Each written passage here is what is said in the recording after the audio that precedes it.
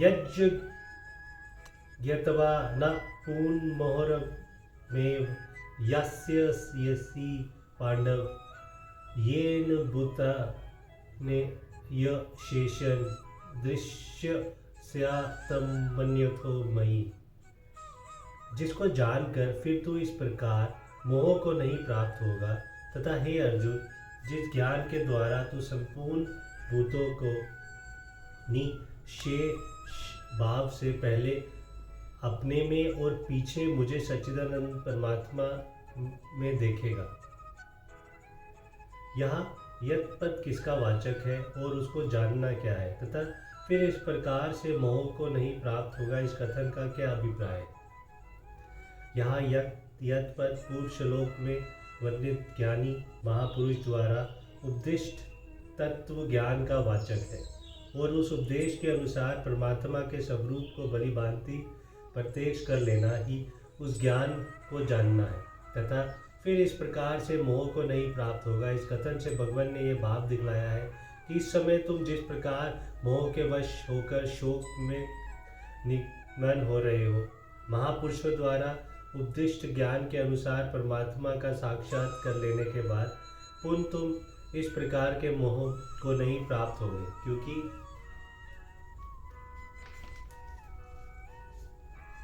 जैसे रात्रि के समय सब जगह फैला हुआ अंधकार सूर्योदय होने के बाद नहीं रह सकता, उसी प्रकार परमात्मा के स्वरूप का यथार्थ ज्ञान हो जाने के बाद मैं कौन हूँ, संसार क्या है, माया क्या है, ब्रह्म क्या है इत्यादि कुछ भी जानने शेष नहीं रहता।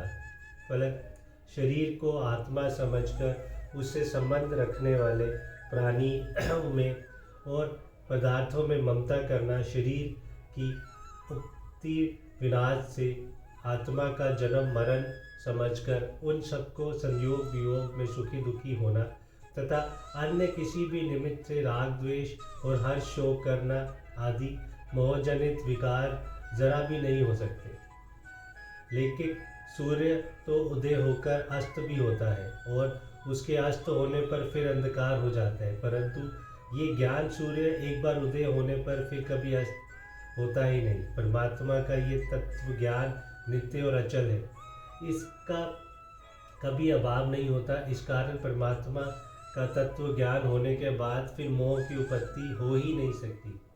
श्रुति कहती है, यसी मन सवारणी भूतान्य तमेवा बुद्धि जानत तत्र को मोह का शोक एक तव मनु पश्यत।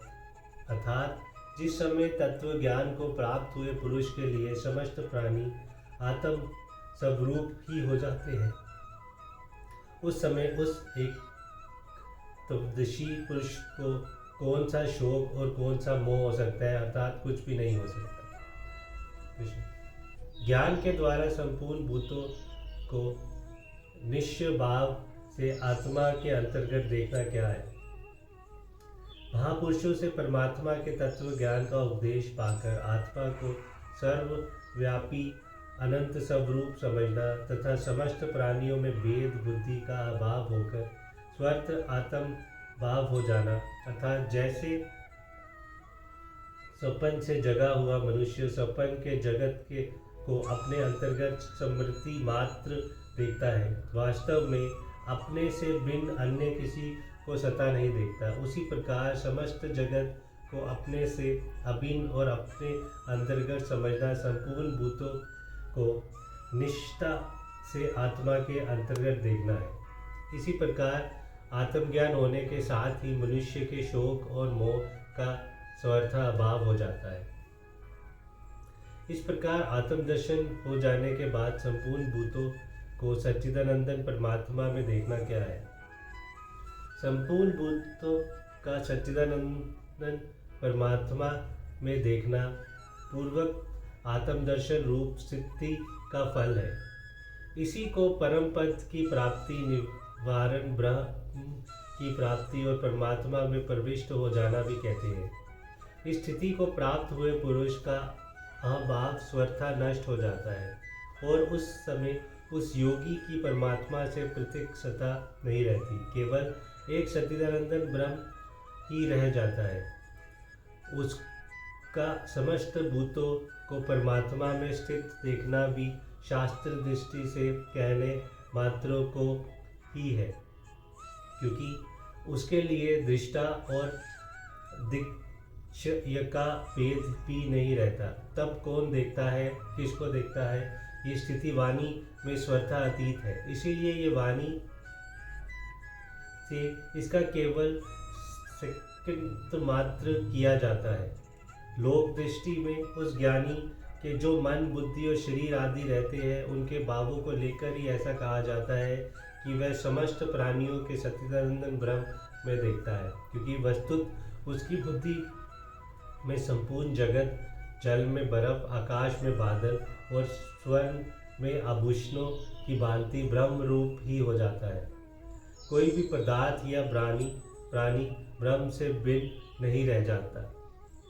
छठे अध्याय के 27वें श्लोक में जो योगी का ब्रह्मभूत हो जाना तथा 29वें श्लोक में योग युक्ता तमा और स्वर समदर्शी योगी का जो सब भूतों को आत्मा में स्थित देखना और सब भूतों में आत्मा को स्थित देखना बतलाया गया है, वह तो यहाँ दृश्ययसी आत्मीन से बतलाई हुई पहली स्थिति है।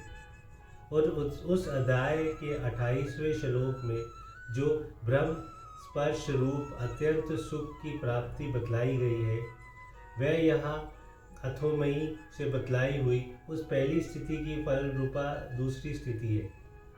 18वें अध्याय में बिन भी भगवान ने ज्ञान योग के सब वर्णन में 54वें श्लोक में योगी को ब्रह्मभूत होना बतलाया है और 95वें में ज्ञान रूप पर भक्ति के द्वारा उसको परमात्मा में प्रविष्ट होना बतलाया है। वही बात ये दिखलाई गई है। जय श्री कृष्ण, जय भगवत गीता।